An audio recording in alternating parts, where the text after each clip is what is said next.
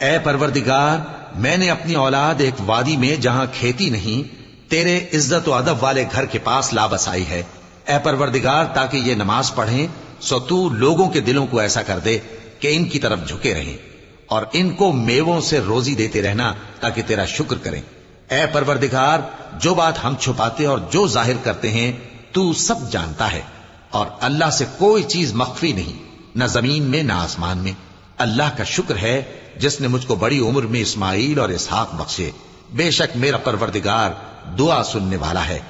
اے پروردگار، مجھ کو ایسی توفیق عنایت کر کہ نماز پڑھتا رہوں، اور میری اولاد کو بھی یہ توفیق بخش۔ اے پروردگار، میری دعا قبول فرما۔ اے پروردگار، حساب کتاب کے دن میری اور میرے ماں باپ کی اور مومنوں کی مغفرت کیجو۔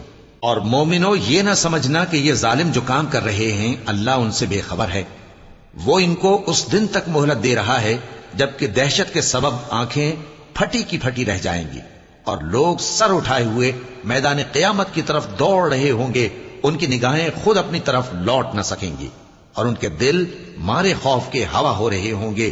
اور لوگوں کو اس دن سے آگاہ کر دو جب ان پر عذاب آ جائے گا، تب ظالم لوگ کہیں گے کہ اے ہمارے پروردگار، ہمیں تھوڑی سی مہلت عطا کر تاکہ ہم تیری دعوت توحید قبول کریں اور تیرے پیغمبروں کے پیچھے چلیں۔ تو جواب ملے گا، کیا تم پہلے قسمیں نہیں کھایا کرتے تھے کہ تم کو اس حال سے جس میں تم ہو زوال نہیں ہوگا؟ اور جو لوگ اپنے آپ پر ظلم کرتے تھے تم ان کے مکانوں میں رہتے تھے، اور تم پر ظاہر ہو چکا تھا کہ ہم نے ان لوگوں کے ساتھ کس طرح کا معاملہ کیا تھا، اور تمہارے سمجھانے کے لیے مثالیں بیان کر دی تھیں۔ اور انہوں نے بڑی بڑی تدبیریں کی، اور ان کی سب تدبیریں اللہ کے ہاں لکھی ہوئی ہیں۔ گو وہ تدبیریں ایسی غضب کی تھیں کہ ان سے پہاڑ بھی ٹل جائیں۔ تو ایسا خیال نہ کرنا کہ اللہ نے جو اپنے پیغمبروں سے وعدہ کیا ہے وہ اس کے خلاف کرے گا۔ بے شک اللہ زبردست ہے، بدلہ لینے والا ہے۔